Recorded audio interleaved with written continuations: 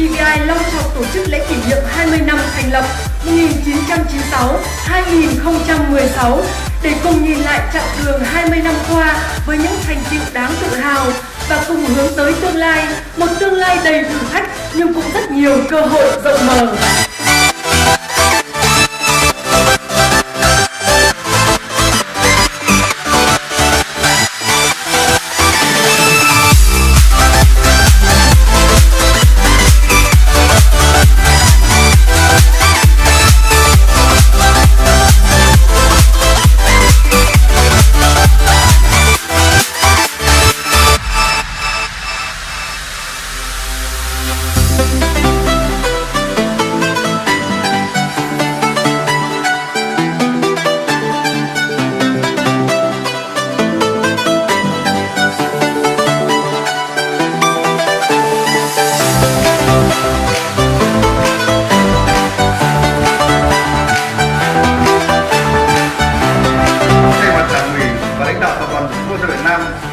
Tôi xin nhiệt liệt chúc mừng và biểu dương những thành tích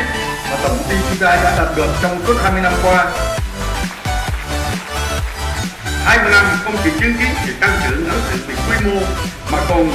ghi nhận sự chuyển mình mạnh mẽ cả về tầm vóc và vị thế BVI trên thị trường bảo hiểm Việt Nam.